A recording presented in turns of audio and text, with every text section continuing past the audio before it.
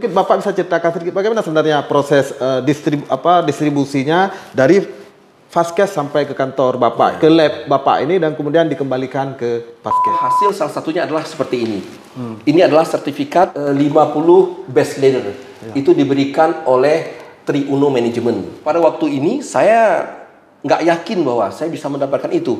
Karena 50 pemimpin terbaik Indonesia itu tidak mudah begitu. Tentu ada kriteria penilaiannya. Saya tanyakan kepada panitia, kenapa saya bisa dapat?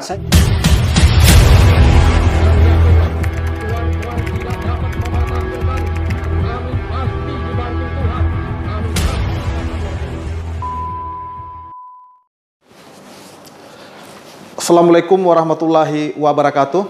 Sahabat Signori yang penuh semangat. Seperti komitmen awal kita membangun channel ini adalah untuk menghadirkan sosok-sosok inspiratif yang bisa memberi pencerahan kepada kita, memberi pengetahuan-pengetahuan baru, dan memberi hal-hal baru yang bisa kita gunakan untuk pencapaian-pencapaian tertentu. Nah, pada hari ini kami telah bersama dengan Kepala Badan Penelitian dan Pengembangan Kesehatan Kemenkes, khusus untuk Provinsi Aceh, Bapak Dr. Fahmi Ikhwansyah. Beliau kami anggap sosok yang inspiratif karena banyak pencapaian yang telah dilakukan oleh beliau, baik sebagai seorang kepala kantor, kemudian juga sebagai peneliti, sebagai dosen, kemudian juga sebagai sosok yang menjadi organisatoris. Baik, kita langsung saja dengan Pak Fahmi Ikhwansyah. Baik Pak, sehat hari ini Pak? Alhamdulillah sehat. Ya, terima kasih Pak, kami sudah diterima ini berkunjung ke kantor Bapak ini. Dan luar biasa sekali karena kantor Bapak digunakan sebagai salah satu laboratorium untuk pemeriksaan COVID-19 untuk Provinsi Aceh. Selain juga laboratorium Universitas Syah Kuala. Mungkin Bapak bisa ceritakan sedikit di awal, ini kita bicarakan dulu tentang Corona ini, bagaimana sebenarnya pemeriksaan swab di laboratorium Bapak ini? Terima kasih Pak Armiadi. Ada beberapa hal mungkin yang sangat penting yang terkait dengan pemeriksaan corona di provinsi kita yang kita cintai ini. Pada awalnya pemeriksaan COVID ini kan dilakukan di Jakarta. Kemudian hasilnya itu membutuhkan waktu yang cukup lama. Rata-rata antara 10 sampai dengan 14 hari, bahkan bisa lebih lagi. Kemudian dengan kebijakan baru oleh Menteri Kesehatan melalui SK Menteri Kesehatan itu nomor 413, dan kita ditunjuk sebagai salah satu tempat pemeriksaan COVID khusus untuk Provinsi Aceh. Ini satu hal yang patut kita syukuri bersama. Nah, pada awalnya kita tidak pernah menyangka bahwa kita ditunjuk sebagai laboratorium untuk pemeriksaan COVID-19 ini. Karena kita hanya bekerja untuk penelitian kesehatan. Karena kantor ini sebenarnya untuk penelitian kesehatan ya? Betul. Jadi penelitian kesehatan berbasis biomedis. Jadi kita memiliki laboratorium, tapi laboratorium itu non-surveillance. Walaupun kita ada juga mengerjakan penelitian surveillance, tapi fungsi kita lebih kepada non-surveillance. Nah, dengan penunjukan ini satu tantangan untuk kita bersama bahwa kita perlu membantu pemerintah, khususnya pemerintah Provinsi Aceh. Dan Bapak Gubernur, Bapak Sekda, Bapak Kadinkes itu menyambut baik dan kita berkoordinasi. Maka pada tanggal 16 April tahun 2020 kita di-launching sebagai tempat pemeriksaan COVID-19. Dan kita mulai memeriksa itu pada tanggal 17 April 2020. Oke, dia kan sekarang ada keinginan dari masyarakat ya, karena biasanya setelah diperiksa rapid test karena mereka positif, kemudian dilanjutkan dengan pemeriksaan swab dan swabnya kan dikirim ke lab ini. Betul. Tapi kadang-kadang yang mengalami ini tidak sabar menunggu. Iya. Nah, kadang-kadang ada ingin datang langsung, ingin tahu bagaimana ini hasilnya, Pak kan? Iya. Jadi mungkin Bapak bisa ceritakan sedikit bagaimana sebenarnya proses distribusinya dari Vaskes sampai ke kantor Bapak, ke lab Bapak ini dan kemudian dikembalikan ke Vaskes. Ya, memang ada prosedur dan mekanisme dalam hal penanganan sampel COVID. Nah, kita mengikuti alur yang telah ditetapkan oleh pemerintah Aceh dan juga prosedur secara nasional. Syaratnya adalah yang pertama itu pengiriman sampel itu dari Vaskes. Apakah itu rumah sakit, apakah puskesmas atau dinas kesehatan, tapi yang jelas semuanya itu milik pemerintah. Kemudian mereka mengirim spesimen atau sampel itu ke Gugus Covid Aceh. Setelah itu Gugus Covid mengirim kepada Balai Litbang Kesehatan Aceh. Kita lakukan pemeriksaan di sini. Setelah ada hasil, lebih kurang pemeriksaannya itu sekitar 5 sampai 6 jam, maka hasil bisa keluar. Prosesnya kita kembalikan ke Gugus Covid Aceh. Gugus Covid Aceh akan mendistribusikan hasil itu ke semua Vaskes yang mengirim sampel. Nah, ringkasnya seperti itu. Tetapi dalam pelaksanaannya ternyata kan tidak seperti yang kita inginkan, terutama oleh masyarakat. Karena masyarakat itu menganggap bahwa begitu sampel sampai langsung diperiksa, langsung ada hasil. Padahal tidak demikian. Seperti kita misalnya melakukan pemeriksaan lab rutin, periksa HB. Mungkin hanya waktu 15 menit sudah ada hasil. Ini tidak. Jadi prosedur pemeriksaan COVID ini ada SOP yang harus kita ikuti. Yang pertama itu begitu sampel masuk ke laboratorium, maka akan dilakukan ekstraksi di ruang khusus. Itu butuh waktu untuk satu sampel sekitar 45 menit sampai dengan 1 jam. Ya. Nah, kalau sampel itu banyak, mungkin bisa butuh waktu sekitar 3 jam bahkan sampai 4 jam begitu. Semakin banyak sampel akan semakin banyak, akan semakin lama waktunya. Nah, demikian juga setelah itu selesai baru masuk ke ruang mixing, ruang pencampuran begitu. Setelah masuk ruang pencampuran baru ke ruang analisa. Disitulah nanti kita menggunakan alat yang kita sebut dengan real time PCR untuk menganalisis hasil spesimen yang sudah kita ekstraksi tadi. Jadi butuh waktu sekitar lebih kurang 5 jam untuk mendapatkan satu buah hasil begitu, atau satu paket hasil yang kita periksa. Oke, ini kalau di laboratorium ini per hari itu berapa sampel yang bisa diperiksa? Pada awalnya dulu, pada awal kita mulai itu tidak banyak. Ada sekitar 4, kemudian 10 itu paling banyak. Tapi semakin ke depan semakin banyak. Dan sampai sekarang kita bisa menerima sampel itu satu hari bisa sampai dengan 100 lebih. Kita juga bisa memeriksa antara 80 sampai dengan 120 per hari rata-rata. Itu petugasnya berapa orang tuh yang mengerjakan? Petugas kita tidak ramai, kita hanya punya petugas sekitar 10 orang. Dan mereka telah memiliki sertifikat biosafety dan biosecurity. Itu salah satu syarat pemeriksaan COVID dilakukan, memang harus memiliki sertifikat biosafety dan biosecurity. Oke, baik. Kemudian juga jadi menarik, Bapak kan sebenarnya dosen saya juga dulu kan. Artinya Bapak saya kenal pertama sebagai dosen, tapi kemudian menjadi kepala Litbangkes Aceh ini dari tahun 2010 ya. Udah 10 tahun ini. Ini jadi menarik, ini bermetamorfosis ini kan. Kemudian dilihat juga dari sisi pendidikan Bapak ini. S1 di Keperawatan Universitas Pajajaran ya? Iya, Pajajaran Bandung. Kemudian masternya di Mahidol University Thailand, kemudian S3-nya sudah di manajemen ya? Di Health Management di Malaysia. Ya. Artinya di S1 Bapak adalah di perawat, S2-nya kesehatan masyarakat, S3-nya manajemen kesehatan. Ya? Itu luar biasa menurut saya, karena biasanya orang sekolahnya itu kan linear. Betul sekali. Ya, betul. Ini bagaimana ini Bapak bisa zigzag ini? Nah, ini sebenarnya hal yang sangat menarik kalau diceritain, panjang ini sebenarnya. Yang namanya hidup itu kan ada fenomena, ada kesungguhan, kemudian kita melihat peluang, kita melihat kesempatan untuk bisa merubah, memperbaiki diri, untuk merebut kesempatan-kesempatan ke depan. Itulah yang saya lakukan dari awal saya mulai bekerja sampai dengan saat sekarang ini. Ternyata itu membawa banyak manfaat untuk saya, bahkan juga untuk masyarakat Aceh pada khususnya. Nah, kalau ditanya bagaimana saya bermetamorfosa atau berasimilasi, tentunya ini perlu saya sampaikan begitu, biar jadi pengalaman untuk teman-teman yang lain, mungkin juga bisa belajar dari apa yang telah saya alami. Nah, saya itu tamat S1 keperawatan. Nah, begitu saya kembali ke Aceh, saya bekerja sebagai dosen. Ya, seperti biasalah, mengajar, menulis di beberapa sekolah pendidikan keperawatan. Nah, ternyata saya melihat ada sesuatu hal yang memang perlu saya tindak lanjuti.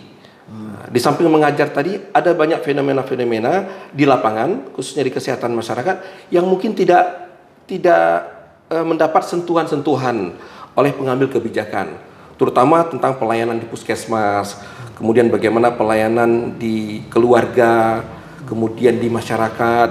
Nah, saya melihat peluang ini sangat besar ke depan.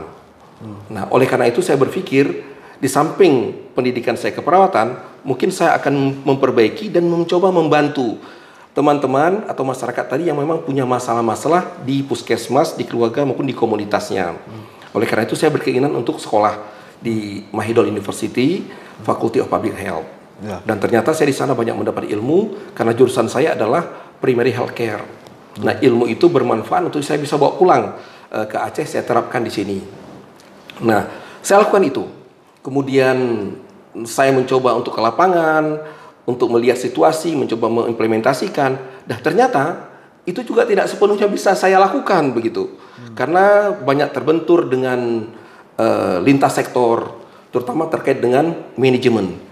Nah, kalau kita ingin berhubungan dengan komunitas, tentunya kita harus punya hubungan birokrasi dengan Dinas Kesehatan Provinsi, Dinas Kesehatan Kabupaten Kota, demikian juga dengan puskesmasnya.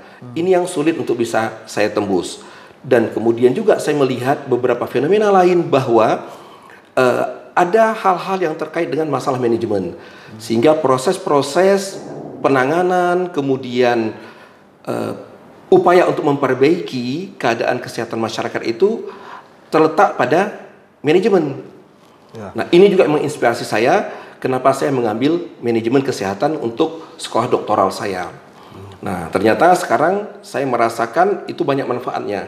Dengan menggabungkan 3 ilmu tadi, itu bisa bermanfaat begitu. Baik untuk saya bekerja di Balai Litbang Kesehatan ini, demikian juga implementasi yang saya lakukan pada waktu saya berada di lapangan. Jadi saling berhubungan satu dengan yang lain. Jadi walaupun dia tidak inline pendidikannya, tetapi ilmu ini bisa disatukan begitu. Karena saya beranggapan bahwa ilmu itu tidak ada batas. Tidak ada batas, yang ada barrier. Barrier pun itu yang menyangkut dengan prinsip-prinsip keilmuan. Tapi sebenarnya ilmu itu satu dia. Jadi satu rumpun ilmu. Secara filsafat keilmuan itu menunjukkan bahwa tidak ada satu batas yang tegas antara satu ilmu dengan ilmu yang lain. Contoh misalnya ilmu sosial dengan ilmu kesehatan. Nah, kalau dulu kan itu beda-beda. Kita belajar IPA ya IPA, belajar IPS IPS. Orang IPA nggak boleh ke IPS, orang IPS nggak boleh ke IPA. Nah, ini satu kesalahan persepsi dalam bidang keilmuan. Nah, kita padukan itu. Ternyata ilmu yang kita lakukan sekarang ini, yang kita implementasikan itu ternyata juga sangat tergantung dengan ilmu sosial. Saya punya banyak pengalaman melakukan penelitian etnografi kesehatan ibu dan anak.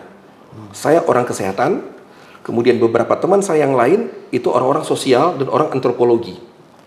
Nah, ternyata saya melihat bahwa pendekatan kesehatan itu tidak efektif untuk mendapatkan data-data kualitatif, data-data yang sangat privasi dari pasien tidak ketemu kita kalau menggunakan pendekatan kesehatan.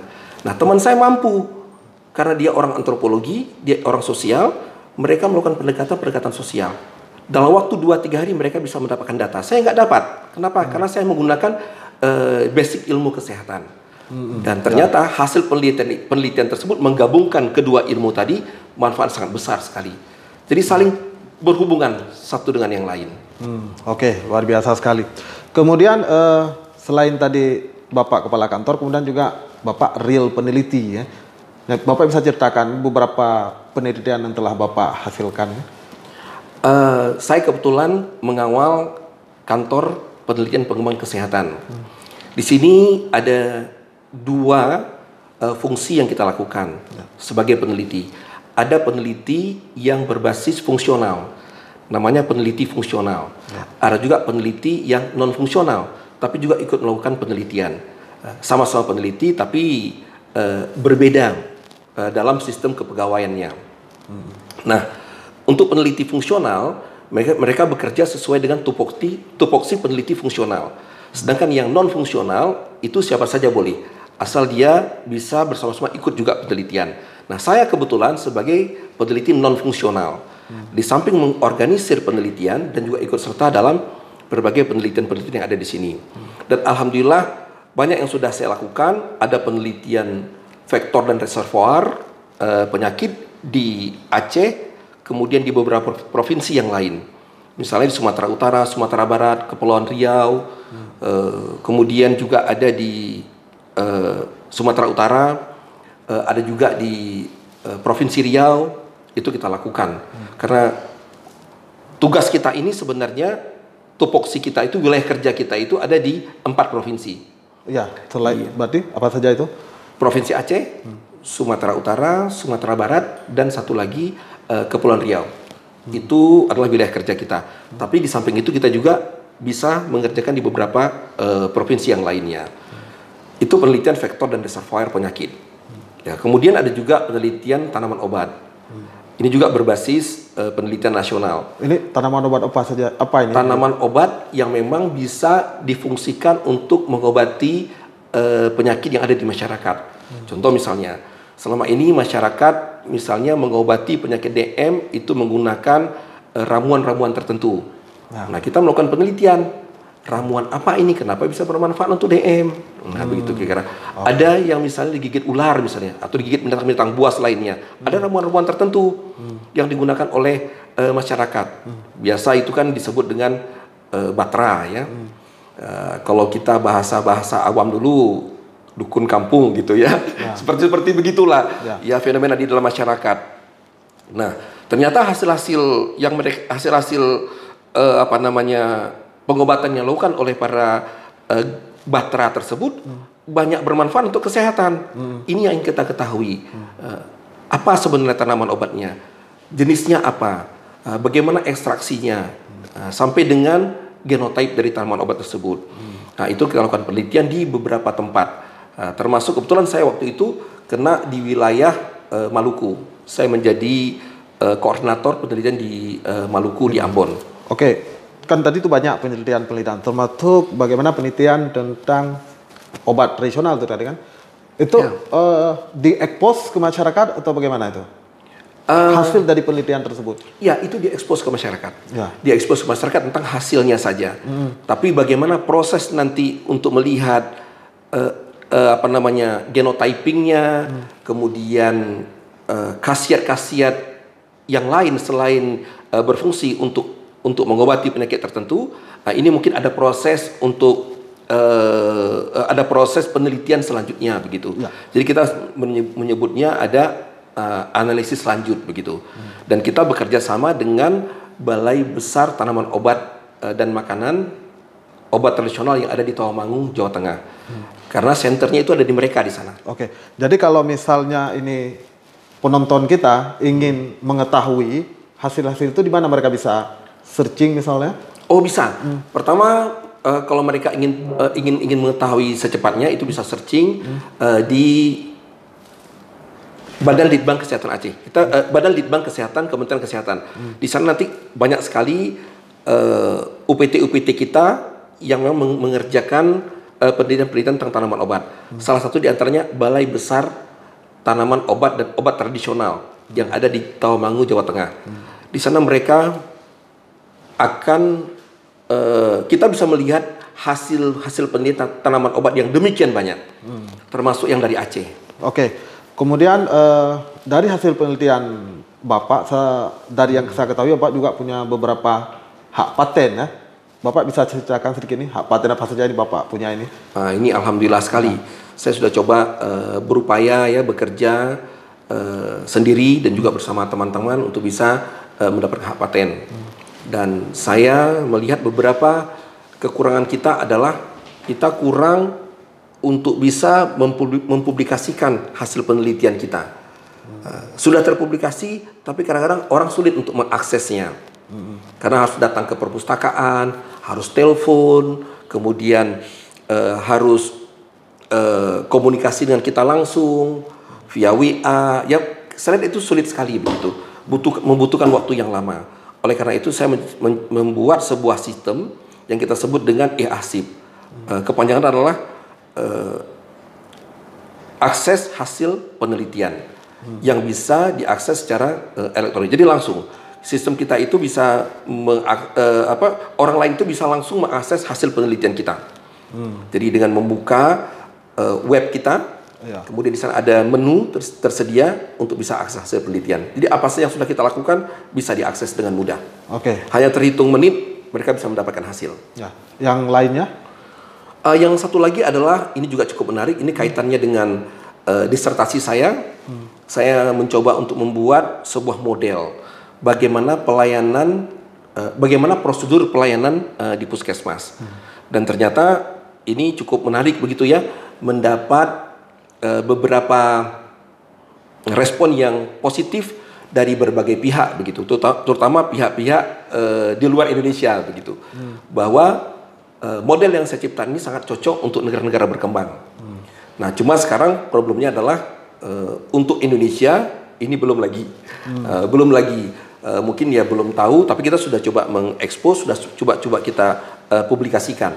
Tapi dari luar, terutama dari Bangladesh, itu mengatakan bahwa ini cocok ya untuk wilayah kami begitu. Jadi modelnya sedikit agak berbeda dengan model yang ada pada kita sekarang ini, walaupun prinsipnya sama, tapi mekanisme pendekatannya itu berbeda. Kemudian Pak, ini menarik, ini saya lihat ini majalah IM Indonesia ya. Ini mungkin Pak Mursalim bisa di-shoot ini. Nah, ini adalah ketika Bapak terpilih sebagai profil pemimpin pembawa perubahan. Kemudian saya juga lihat ini banyak sertifikat ini dari pencapaian Bapak sebagai kepala kantor, juga sebagai peneliti. Jadi mungkin Bapak bisa ceritakan ini pencapaian ini luar biasa ini. Artinya sebagai dosen juga mungkin bisa menginspirasi mahasiswa-mahasiswa Bapak ini agar mereka juga menjadi petarung ya, bahwa kita bisa melakukan sebenarnya jauh dari yang kita pikirkan mampu. Termasuk ini saya perhatikan pencapaian Bapak ini misalnya menjadi 50 leader, ini versi majalah IM, kemudian juga menjadi apa ini? Mungkin Bapak bisa ceritakan langsung. Boleh. Nah, ini sebenarnya kan upaya keras kita ya. Semenjak saya bekerja, sebenarnya dari awal begitu. Karena prinsip saya itu adalah bekerja itu adalah tantangan. Ya, untuk bisa melewati tantangan, maka saya harus berusaha dan bekerja keras begitu. Termasuk tanpa tidur, Pak. Itu yang menarik. Jadi para sahabat Signori yang penuh semangat, ini menarik sekali karena saya sudah mengenal Bapak Fahmi cukup lama, karena kami dulu sama-sama di PPNI. Dulu Bapak sekretaris PPNI, saya wakil sekretaris PPNI. Bapak jadi ketua PPNI, saya jadi sekretaris PPNI. Jadi sudah cukup lama kami bekerja. Salah satu yang paling menarik adalah Bapak ini nyaris tanpa tidur. Nah, tidurnya di pesawat malah. Iya, betul. Oke, Bapak, silakan Pak. Betul sekali. Ya. Memang tadi ya, karena kerja keras dan upaya, kalau tidak, nggak akan mungkin kita bisa mengerjakan pekerjaan yang begitu banyak sekali. Jadi saya sering tanpa tidur. Kalau tidur pun itu sangat minimal sekali. Kalaupun tidur itu paling ada paling lama sekitar 2 jam pada malam hari. Pada sekitar 2 jam itu lebih kurang.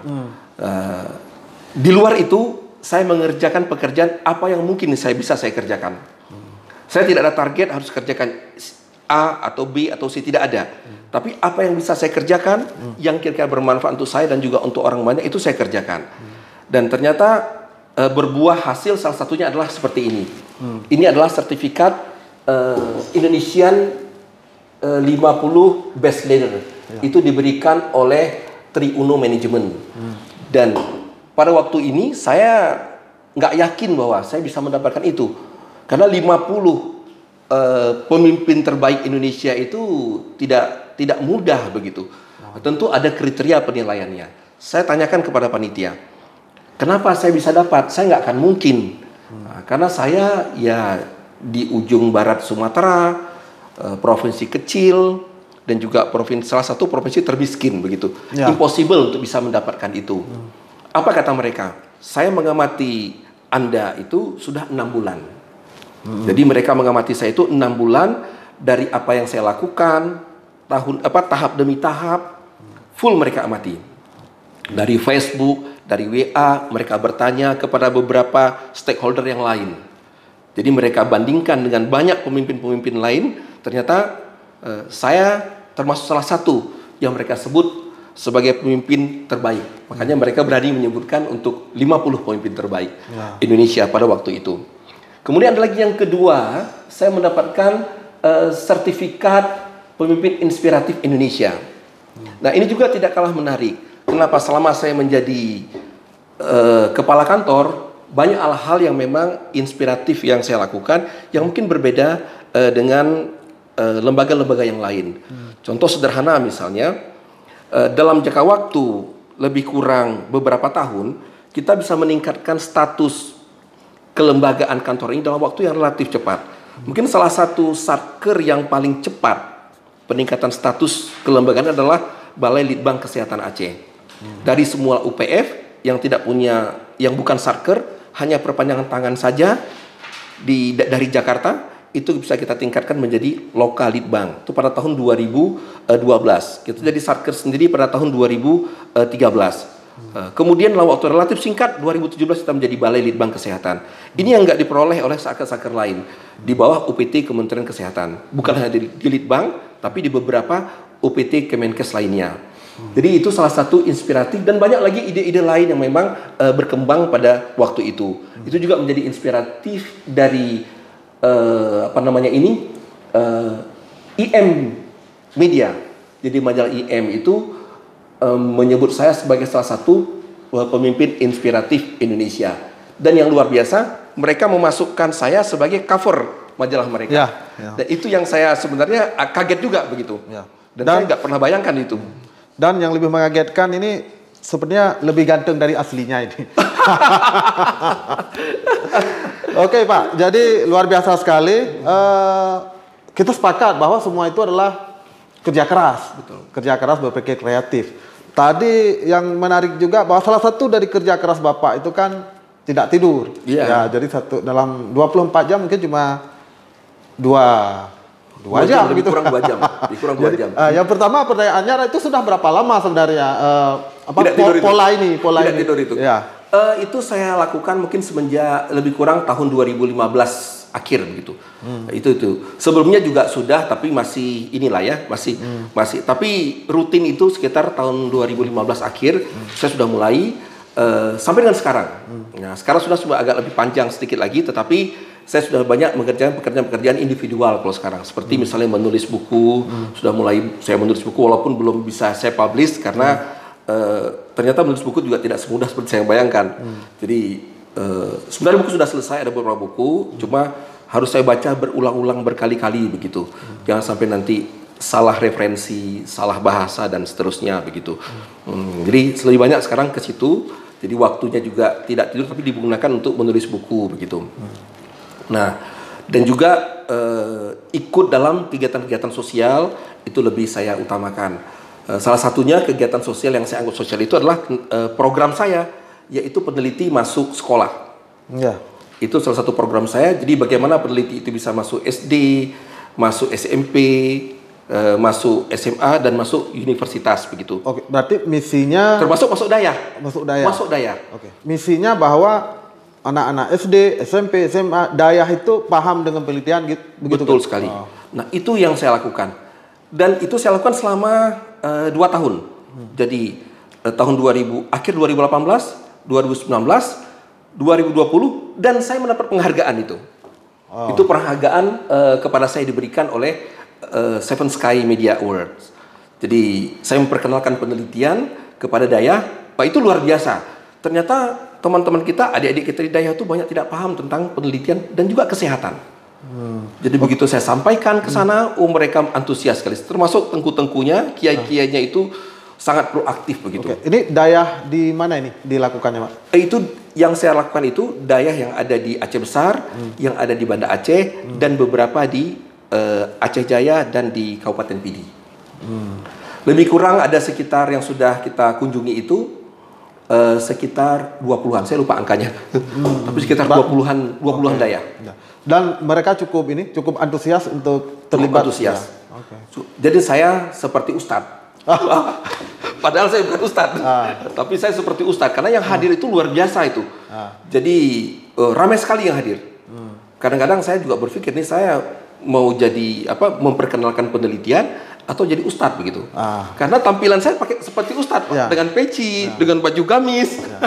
Berarti mungkin Mursalin ke depan perlu genre baru untuk ustadz penelitian. Ya, oke Pak. Kemudian bahwa kita kembali gini, Bapak sebagai dosen, kemudian peneliti, walaupun dosen memang salah satu pekerjaan peneliti, kemudian juga kepala kantor. Kalau misalnya ini boleh memilih, atau dipaksa memilih, sebenarnya Bapak lebih passionnya di mana ini? Sebagai dosen, peneliti, atau sebagai kepala kantor nih? Itu paling sulit untuk saya sebenarnya. Tapi kalau disuruh pilih kan harus ada satu kan begitu kan. Tapi saya pikir kalau memang itu juga harus kita lakukan, saya akan pilih jadi dosen. Alasannya? Kenapa? Karena saya lihat dosen itu nilai-nilai religiusnya lebih tinggi. Saya lebih memilih ke dosen begitu. Kenapa? Kita menyampaikan informasi kepada anak didik kita, kemudian kita membimbing mereka, kemudian kita juga ikut membantu mereka apabila mereka mempunyai kendala-kendala dalam masalah pendidikan.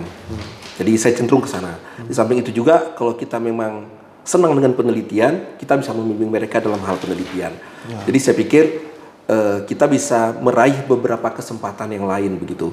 Di samping jadi pure peneliti. Itu passionnya situ kira-kira.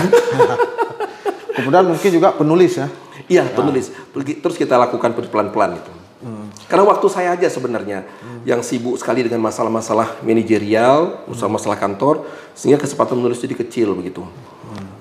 Oke, kemudian kalau saya yang ketahui, Bapak dosennya sebagai dosen peneliti ya? Iya. Tapi di doktoral Bapak itu di manajemen. Betul. Apakah Bapak ini mengajar manajemen juga sekarang? Sekarang saya tidak mengajar manajemen. Saya masih mengajar biostatistik, metodologi penelitian, kemudian juga epidemiologi. Jadi lebih kepada statistiknya begitu. Bagaimana cara menganalisis data. Jadi lebih kepada pengukuran. Oke, baik Pak. Karena Bapak tadi bahwa lebih memilih jadi dosen ini kan. Bapak punya harapan mungkin yang ingin disampaikan ini kepada generasi-generasi muda ini, bagaimana, apa yang harus mereka lakukan agar mereka ya siaplah menjadi generasi penerus dari senior-senior sekarang ya, bahwa pada masanya juga akan menua gitu kira-kira. Iya. Pertama yang harus diketahui oleh adik-adik kita semua bahwa jangan pernah berputus asa. Karena dalam hidup kita selalu ada kendala. Tidak pernah hidup itu selalu dalam kesuksesan. Pasti ada hambatan-hambatan, tantangan yang harus kita hadapi. Jadi jangan frustasi dengan keadaan tersebut. Kita harus coba berupaya sekuat-kuatnya. Kalau nggak mampu di sini, cari ke tempat yang lain. Nggak mampu lagi, alihkan ke tempat yang lain lagi. Mungkin kalau dalam agama kita, hijrah namanya, apapun namanya begitu. Itu kita lakukan terus. Dan jangan menganggap bahwa yang lalu itu tidak bagus, yang lalu itu tidak bermanfaat, yang lalu pasti akan bermanfaat suatu saat. Contoh seperti saya dulu pernah kuliah di FKIP biologi. Oh ya, itu kapan tuh Pak? Itu tahun, mungkin sudah lama sekali, sekitar tahun 1998. Lama sekali itu. Begitu saya mau ke S1, dan saya S1 kan susah sekali begitu. Jadi saya harus cari alternatif kuliah yang lain, tapi yang relevan, yang bisa sama lah, walaupun berbeda disiplin ilmu tapi sama. Saya pilih ke FKIP biologi. Nah, saya hampir selesai begitu. Sudah masuk skripsi, saya keluar S1, saya diterima di S1 keperawatan, dapat beasiswa, itu saya tinggalkan. Saya merasa kecewa juga, aduh sayang sekali saya sudah mau selesai, tapi kenapa harus saya tinggalkan begitu? Karena tadi saya memang pingin ke S1 keperawatan, oke saya ambil itu. Nah demikian juga begitu saya masuk dari lulus SMA, saya juga ingin mengambil fakultas teknik. Ternyata saya tidak lulus begitu. Lulus saya di fakultas ekonomi di Unsia. Saya kuliah di sana. Nah, saya juga kuliah di Akper, jadi saya bersamaan begitu kuliahnya. Pada saat kuliah Akper juga sekolah di ekonomi. Ya, kuliah di ekonomi. Ternyata saya harus pilih salah satu itu Pak Armiadi. Masuk Akper atau ekonomi. Ekonomi saya sempat kuliah sekitar setahun setengah. Akhirnya karena memang saya lihat peluang di akademi ini lebih besar peluang ke depan, saya pilih ini. Ekonomi saya tinggalkan. Saya kecewa juga begitu. Ya, kenapa saya harus ambil ekonomi pada waktu itu? Kenapa nggak fokus saja? Nah, tapi setelah saya kaji-kaji, ternyata apa yang saya alami pada waktu itu semua, justru sekarang saya rasakan manfaatnya. Contoh misalnya, saya pernah kuliah di biologi. Ternyata sekarang saya memimpin laboratorium biomedis. Ilmu biologi pada waktu itu, sekaranglah manfaatnya yang saya rasakan. Jadi orang berbicara genotype, orang bicara genetik, orang bicara virus, bicara bakteri. Ternyata dengan saya itu bukan hal yang baru. Saya sudah alami itu semua. Dan sangat mudah untuk saya mengkaji ulang. Sangat cepat begitu. Proses bagaimana reaksi virus, reaksi bakteri, parasit dan segala macam. Karena kita waktu itu belajar banyak hal tentang mikrobiologi, tentang parasitologi. Detil kita pelajari. Jadi sangat simpel untuk saya untuk belajar hal itu. Demikian juga tadi dengan ekonomi. Saya pikir ya udahlah, ternyata sekarang saya kuliah S3 ekonomi, jurusan manajemen kesehatan. Nah, di situ beda mungkin di universitas saya. Nah, ternyata juga saya rasa sekarang manfaatnya. Jadi kalau bicara masalah manajemen, bicara masalah ekonomi, saya cepat nyambungnya begitu. Jadi kalaupun orang lain bercerita banyak, nah alhamdulillah saya cepat paham begitu. Tidak ada ilmu yang rugi kalau dipelajari ya. Betul sekali. Kecuali mungkin ilmu hitam gitu. Baik, luar biasa sekali diskusi kita hari ini dengan Bapak Fahmi Ikhwansyah ini. Dan kami tentu berharap bahwa wawancara ini memberi pengetahuan baru kepada kita, juga wawasan, dan semoga saja bisa menginspirasi kita. Baik sahabat Signori yang penuh semangat, kita akhiri percakapan kita hari ini. Dan saya mengucapkan saya berharap bahwa kita semua tetap sehat, tetap semangat, dan semoga saja tidak terinfeksi dengan virus COVID, Pak. Baik, saya akhiri. Assalamualaikum warahmatullahi wabarakatuh. Waalaikumsalam warahmatullahi wabarakatuh.